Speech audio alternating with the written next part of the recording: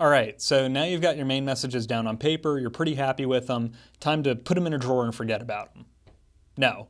I do know scientists who have done that. You really need to think about your main messages as a living document, as something that you're going to keep working on over time.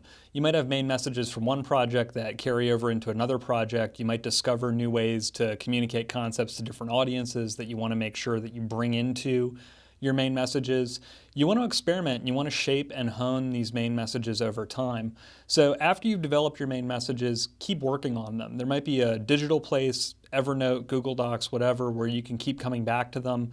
I know scientists who have taken their main messages and put them on little cards and laminated them and kept them in their wallets. I know scientists who have posted their main messages above their desks. So it's something that every time they look up, when they're on a phone call, or even sometimes when they're on a phone call with a reporter, they have those messages there to remind themselves, hey, these are the points that I wanted to make sure I conveyed to this audience. The other way that you can think about using your main messages is they aren't just for you to, sort of bounce around and have in your head. They're obviously really useful for media interviews to make sure you hit the points that you want to hit, to make sure that you relate back to those points if you're asked questions that feel like they're off topic or are focused on some sort of inaccurate way of thinking about your scientific research. They can be really important for even something as simple as social media posts. Each one of your main messages could be translated into a tweet if you are tweeting about your research. If you're writing a press release or you're working with a press officer and you have worked out what your main messages are going to be for your research, make sure that all of those main messages are conveyed in the press release, right?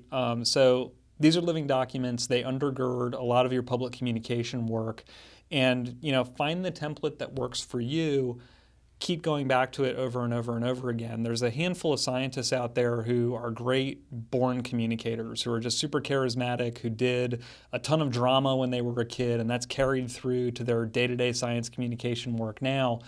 The other scientists out there, this does really take a lot of hard work, and it takes a lot of time and a lot of effort, and you have to invest that time and effort in your public communications work to find out what works for you. And you have to keep coming back to and shaping and honing and reshaping your main messages.